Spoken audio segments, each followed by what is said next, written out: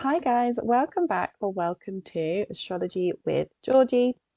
In this video, we are going to be looking at Taylor Swift's chart. We're going to be looking at her natal chart, her transit chart, and her progress chart to basically just kind of do an overview of, first of all, her natal placements. But then I want to take you through and explore what has actually been happening for her, mainly in her progressed chart, to highlight her fame, because she has become so incredibly famous over the past 2 years, I would say, year and a half.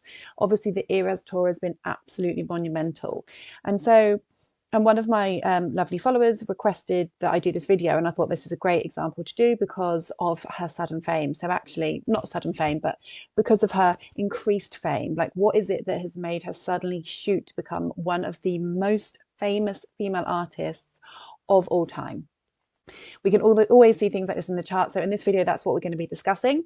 Now, before we get into it, I do personal readings. If you would like your own chart read, please take a look at the link in my bio, or you can just email me, drop me a message in a comment if you're not sure how to find my website. But my website is on there, so you should be able to contact me through that for any personal readings.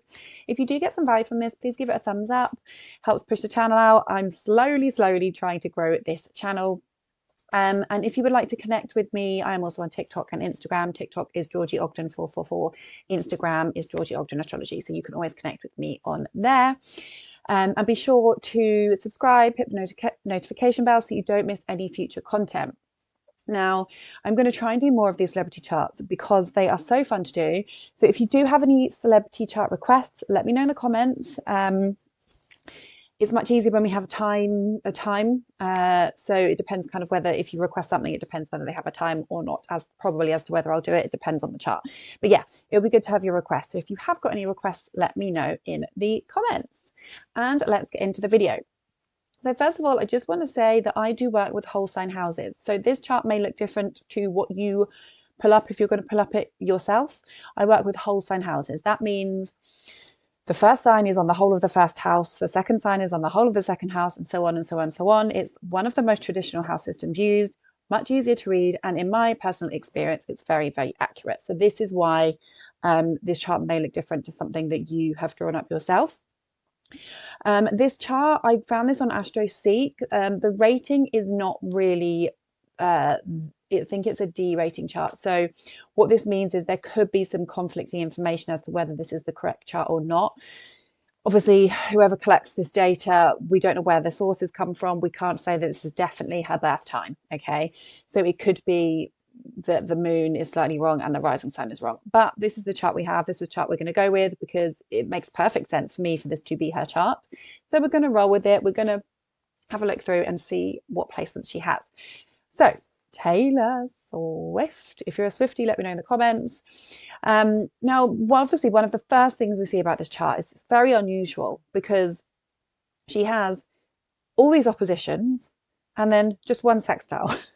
So when you have so many planets in certain signs, certain houses, what that does is it immediately draws the topics of other houses into these houses. So she's got she's got 4 planets in her first house. This is herself, her physical identity, how she approaches the world.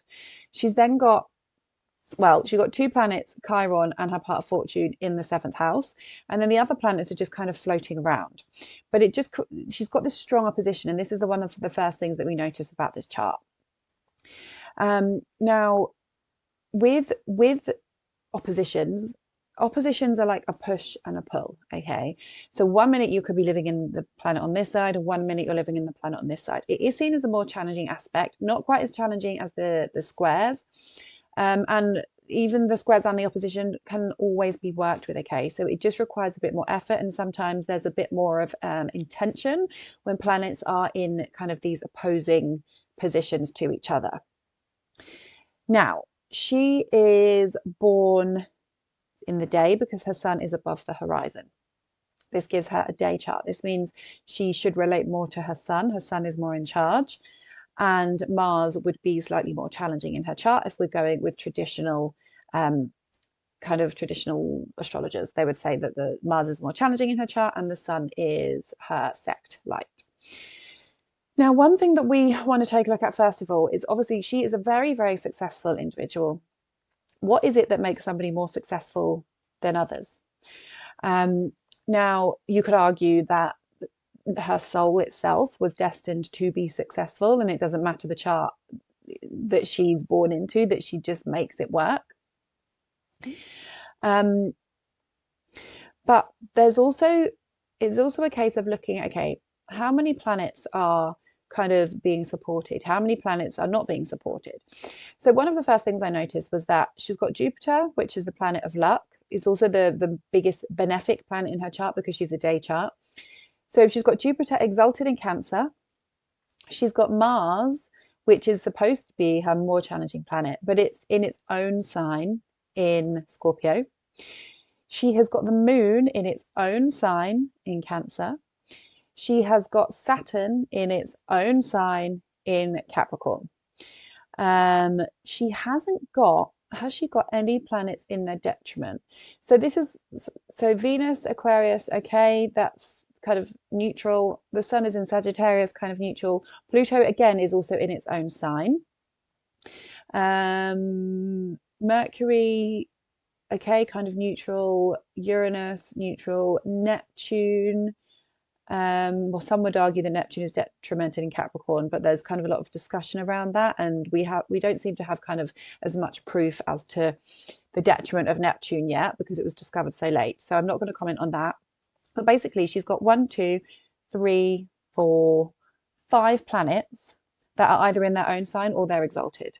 So this is really, really promising. And when you have a chart with planets either in their own sign or planets that are exalted, it means that those planets are going to be performing really well. Okay, so already as a foundation, this is a great it's a great start, should we call it, in terms of somebody's chart.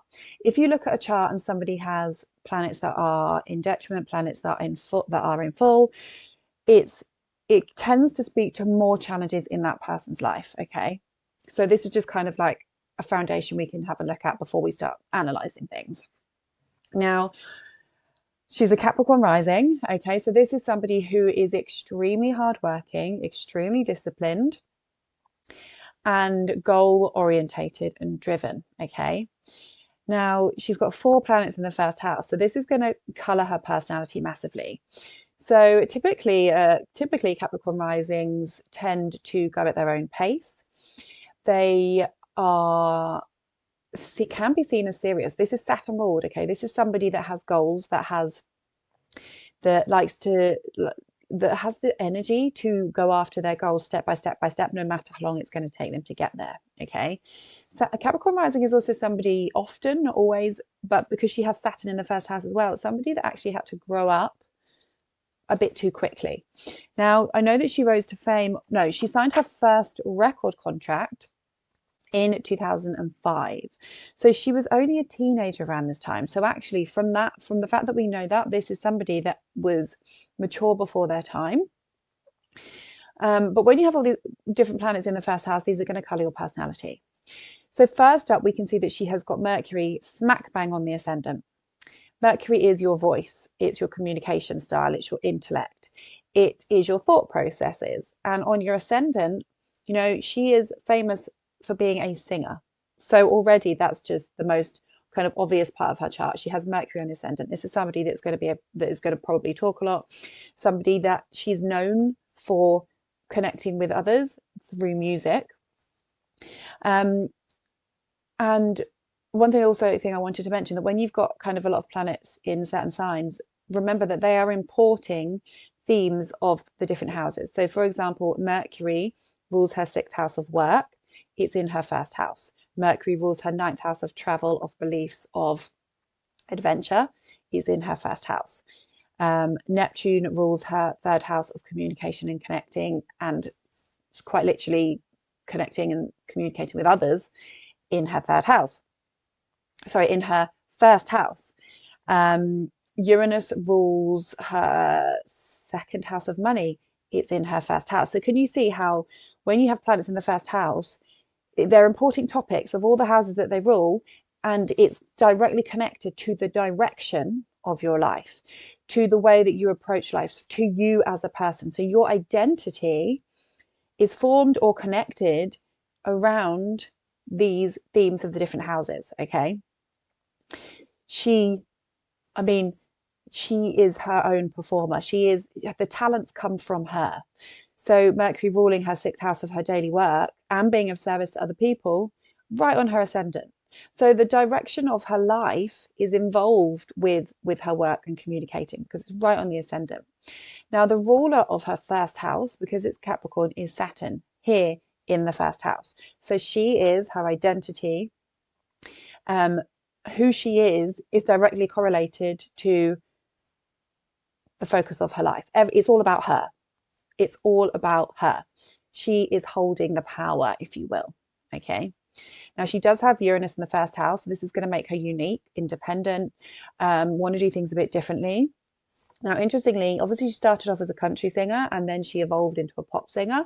So I think you could say that she has got that uniqueness about her.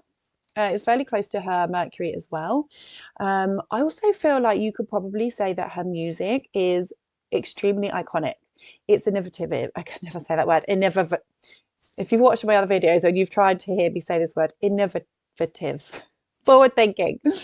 Her songwriting is forward thinking. It's actually outside the box. It's absolutely iconic. She's singing about the songs that she sings. People know all of the words too. I'm not like the most biggest Taylor Swift fan. Sorry, guys, I'm not offending anyone. But like when that Romeo and Juliet song comes on, people know every single word, and I'm like, I know the bits of the chorus, but I don't know any. You don't know. I don't know all the words. But her music is absolutely forward thinking. It's iconic. It's groundbreaking stuff where people want to sing, want to learn the words. But people really, really connect to her music, the things that she sings about. She writes a lot of love songs, and maybe this comes from her moon being in Cancer. She's very intuitive and she's able to understand her audience. Cancer on the seventh house. Seventh house is other people. So in this instance, it's kind of like her fans and her audience would be the seventh house and the 10th house, which is her reputation. But she's performing towards her fans. She's performing for the other person. So this is her seventh house. So Cancer, it's intuitive. Her Mercury is also conjunct Neptune. So this is very inspiring. This is very creative. She's a brilliant songwriter. She's going to be the type of person where her songs are going to be sung for years and years and years and years and years and years. So creative, different. And this is all part of the Neptune story as well. But then you've got Saturn here, which is kind of bringing this element of discipline. Now, for her to be, she's released so many albums now, so many songs, and she's just going and going and going. And so obviously she's very driven. Obviously she's very goal orientated, very hardworking. To get to the position that she is at, you have to be very hardworking, and that is Saturn in the first house. She probably did have to grow up quickly. She signed her first record deal, like I said, when she was a teenager. Saturn in the first is somebody that perhaps they didn't fulfill their own they didn't feel the potential of their full childhood. So perhaps she didn't, I don't actually know, so correct me if I'm wrong, but perhaps she didn't go out with her friends as much as other people. Perhaps she was busy working. Perhaps she didn't go out having the normal teenage life, because perhaps she was too busy working on her music career.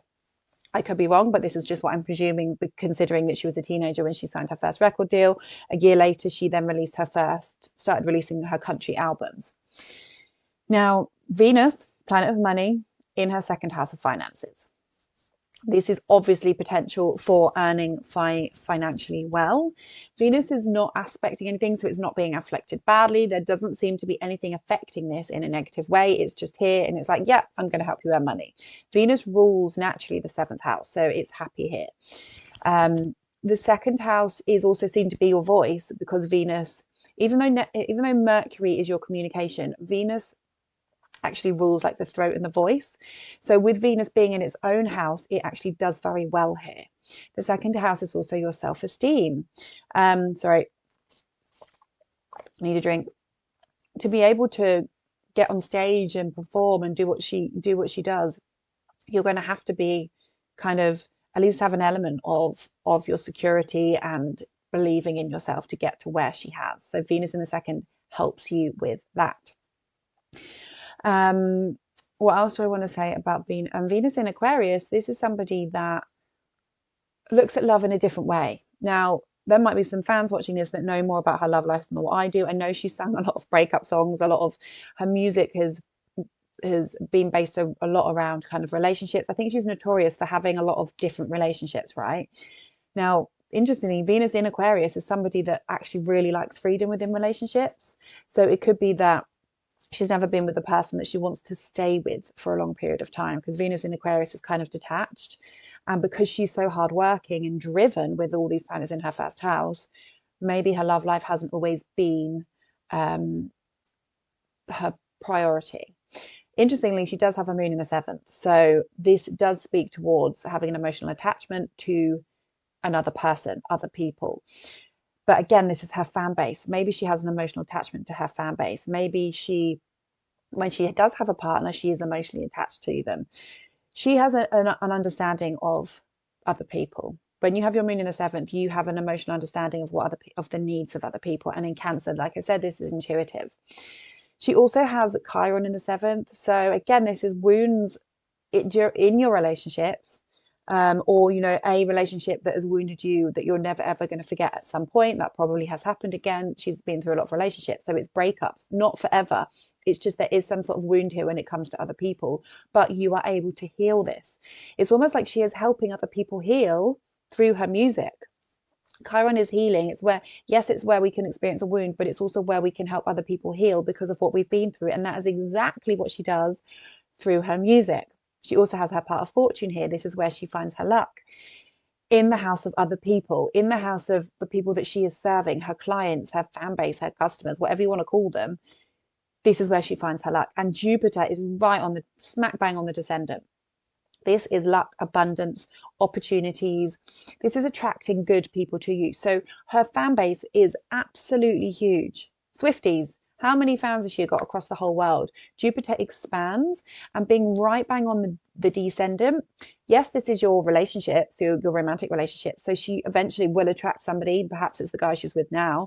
She will attract somebody that is Jupiterian. This is the lucky placement. And Jupiter is exalted in Cancer, even though it is experiencing some opposition. So there may be some tests around communication, tests around not seeing things clearly, Neptune, tests around wanting to break free or force your opinions, Uranus, or just wanting independence. This is what these oppositions can mean. A bit of wanting freedom, not seeing eye to eye, having to compromise, okay? But Jupiter on the descendant, this is a huge fan base. This is how it's manifested for her. So many, just people that look up to her, and it's quite incredible, really. And Jupiter is close to her moon, and the moon is happy here. The moon is ruling this sign, okay, and Jupiter is exalted here. So together, these are her emotions. These are her Jupiter, and also the moon rules the general public. Jupiter expands. So again, going back to that case of the huge fan base, huge fan base. It's quite incredible, really. Now, her sun is in Sagittarius, so this is somebody that is adventure seeking. She's going to tour the world with Sun and Sagittarius. However, because it is in the 12th house, number one, this is very creative. She could feel alone, but a lot of celebrities do have 12th house placements because they are having to shut themselves away. When you're so famous, like I said in my previous video about Liam Payne, and if you haven't watched it, go and watch it. When you're so famous, you don't have the freedom to just walk to your local shop and buy a pint of milk, okay? Because you're going to get recognized. You need your bodyguards. You need your group of people, whatever it's called. So often there's an element of confinement, an element of being shut away, an element of being hidden. So your identity is kind of hidden, and maybe she identifies with having to be shut behind closed doors, okay? Now, Sun in the 12th house, again, is a sensitive placement. So this is going to help her creativity. It's a bit like having your Sun in Pisces, where you have unconditional love for people. It's almost like she's given herself so much to everyone. The 12th house is people less fortunate than us. So she could identify herself very much with really just giving all of herself to her fans, okay? Now her Mars rules Scorpio. It's very happy here in the 11th house of groups of people. of the collective, of her goals, her dreams, her wishes. Mars in Scorpio is sniper energy. This gives you the energy that you need to go after what you want in a very precise, well thought out, and direct manner. Mars in Scorpio goes after what it wants. Okay. It is driven. It's driven. Now, Mars in the 11th house, this is somebody that is going to influence large groups of people. It could be because Mars is also seen as a challenging planet. It could be that her friendships don't last very long. She could fall out with friends with Mars in the 11th because Mars severs things, and Scorpio is a bit stingy, as we know. So she could have falling out of friendships with Mars in the 11th, but it's taking her energy and her drive and her motivation into large groups of people. She is driven towards her goals. She's driven towards making money because the 11th house is one of the money houses because it's associated with our goals. So Mars in the 11th is energy and motivation towards the collective. And actually she brings people together with her music. She is transformative, Scorpio. Pluto is here as well. So this is double whammy. This is like where she holds her power. She holds her power on a large scale. She's so influential to a large group of people. She's using this. Sometimes where Pluto is actually where you have a wound because you're actually not living up to your potential. I think we can safely say she's living up to her potential. And it's Pluto is well aspected. It's in its own sign. It's sextiling Saturn. So this is about the planet of transformation is in harmony with the planet of goals and discipline. They're working together. Discipline. She is disciplined to achieve her goals. It's also sextiling Neptune. This is spirituality. This is collective consciousness. This is having empathy for others and being and understanding the needs of other people. Being able to actually, because Neptune in the first house is somebody that can actually change, they can shapeshift into what people need them to be. She can get on stage, she can change outfits, she can be that person that other people want her to be. Neptune sextile Pluto. There's also a sextile between Mercury and Pluto. Loose sextile between Mercury and Pluto as well. Mercury being the planet of, like we said, communication, creativity, thought basis, songwriting, being transformed by Pluto. So Pluto is positively aspecting all of these planets here, apart from not quite Uranus, but these planets here and her ascendant. So she is being supported by the planet that holds power, and it's actually helping her to be this incredibly influential person in the music industry. Now, when we think about singing, songwriting, being on TV, Pisces, so Jupiter rules this and Neptune rules this. Neptune is in her first house. Jupiter is in her 7th house. When we think about fun, her creativity, her fun and her self-expression, it's in Taurus. This is ruled by Venus. Venus is in her 2nd house of money. So there's a direct link between how she's how she's expressing herself and being on stage and making money from that. 10th house of career, again, ruled by Venus in her 2nd house of money, a direct correlation between her reputation and her public image and her career being linked to her money and how much money she's making. Her MC is in Scorpio, so she is seen as somebody that is intense and like a bit of a bad bitch, like she has got this aura about her of she just holds that power. She's influential, I would say. So she has that Scorpio energy where she's like, she holds power in her.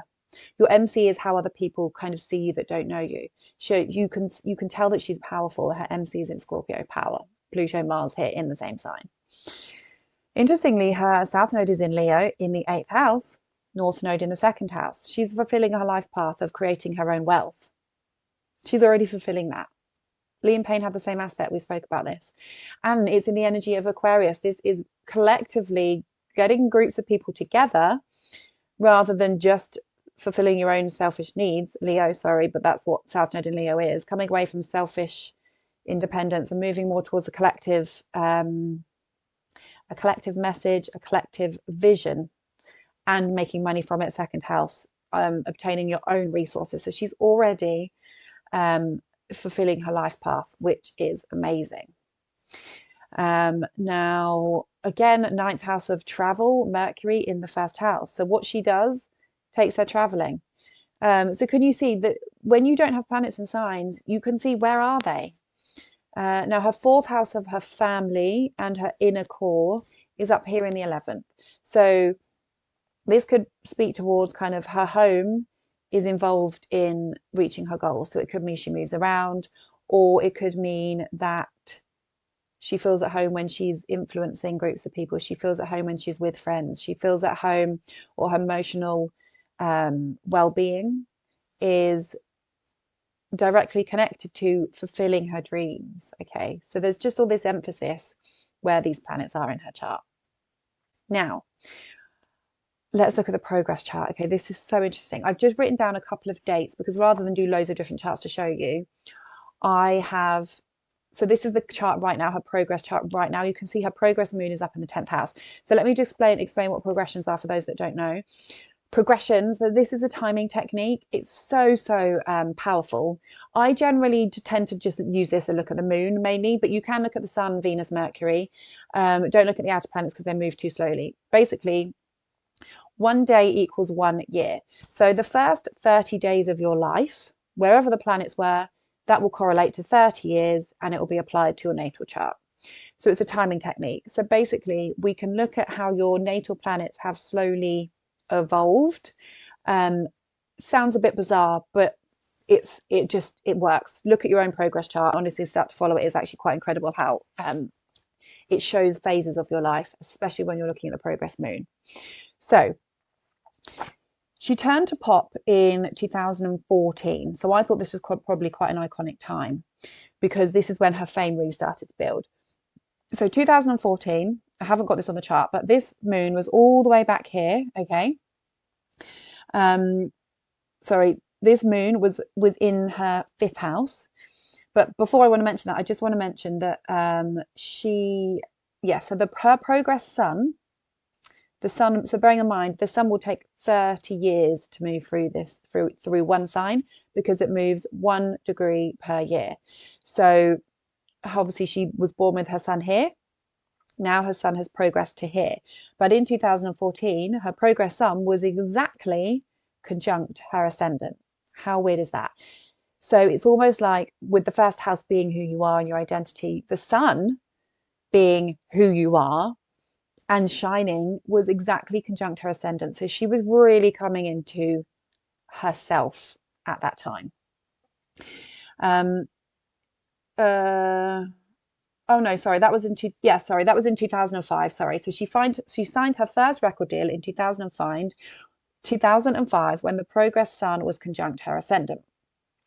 And at that time, the moon was also in the first house. Okay, so when you have your progress sun and your progress moon together, this is a progressed new moon. This is a new beginning. Okay, this is when she signed her first record deal. How cool is that? That it was actually a new moon progression.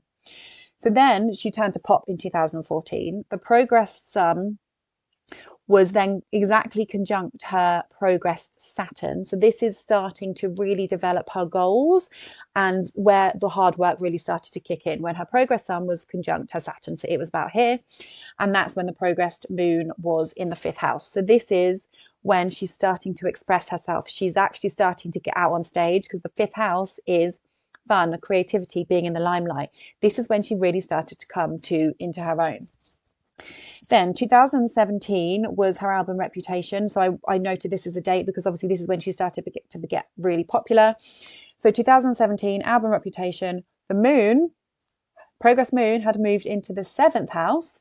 She was having a lunar return. So this is when your progress moon conjuncts your natal moon, you're having a lunar return. So this is quite, it's kind of like completing of one cycle and before you start another cycle. And it's quite an influential time. So if you think back to what did you start to do at 27, 28, because a lot of people tend to change their lives or they tend to grow up around this time, okay? Now, what's also interesting is the progress moon was opposing her progress sun. So she's now in a full moon progression phase.